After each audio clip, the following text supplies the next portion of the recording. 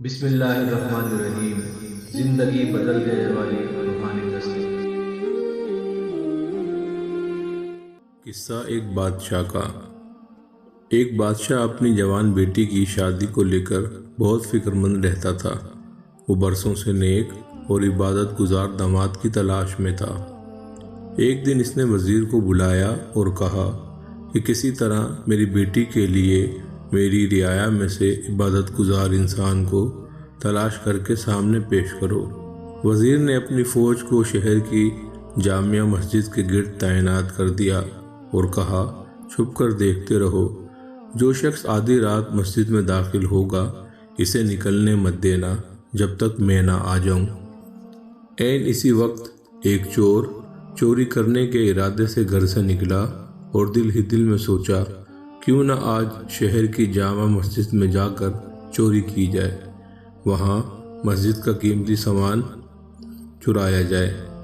چور جیسے ہی جامع مسجد میں داخل ہوا، مسجد کی انتظامیہ نے چور سے بے خبر مسجد کو باہر سے تالا لگایا اور اپنے گھروں کو چلے گئے۔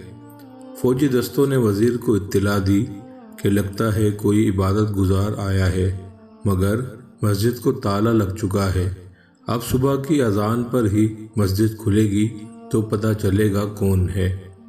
وزیر جلدی سے مسجد پہنچا اور صبح کی اذان کا شدت سے انتظار کرنے لگا۔ اس اہم موضوع پر اہم گفتگو چلتی رہے گی۔ اگر آپ ہمارے چینل پر نئے ہیں تو ہمارے چینل کو سبسکرائب کر دیجئے، بیل آئیکن کو ضرور پریس کیجئے تاکہ ہماری ہر نئی آنے والی ویڈیو آپ کو بر وقت حاصل ہو سکے، تاکہ اندر موجود نیک انسان کو بادشاہ کے سامنے حاضر کیا جا سکے۔ جیسے ہی مسجد کھلی، وزیر دستے سمیت اندر داخل ہوا۔ چور یہ دیکھ کر گھبرایا کہ آج تو پکڑا گیا اور جلدی سے نماز کی نیت باندھ لی۔ جو ہی سلام پھیرتا، فوراً کھڑا ہو کر دوبارہ نیت باندھ لیتا۔ وزیر کو اس کی عبادت گزاری پر یقین آ گیا۔ اب کی بار جو ہی سلام پھیرا، فوجی دستے نے اس چور کو پکڑا اور بادشاہ کے سامنے پیش کیا۔ وزیر نے کہا، بادشاہ سلامت، یہ ہے آپ کا مطلوبہ شخص، اسے مسجد سے گرفتار کیا گیا ہے۔ رات بھر مسجد میں عبادت کرتا رہا، چور کی حالت غیر ہو رہی ہے۔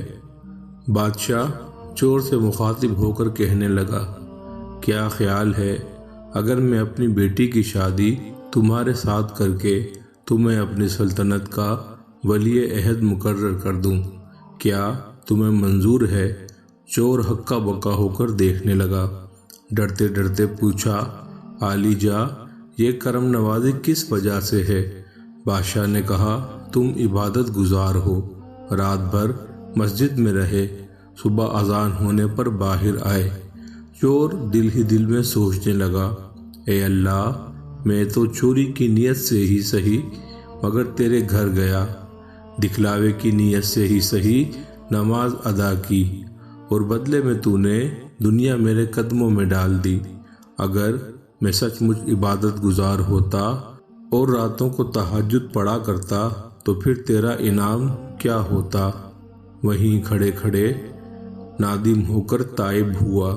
خوش نصیب ہیں وہ لوگ جن کا دل عبادت میں لگتا ہے، اپنے مالک کے سامنے گڑ گڑا کر ذکر کرتے ہیں، آرام دہ بستروں کو چھوڑ کر مصلی پر کھڑے ہوتے ہیں۔ اللہ پاک ہم سب کو سچا پکا عبادت گزار بنا دے، آمین۔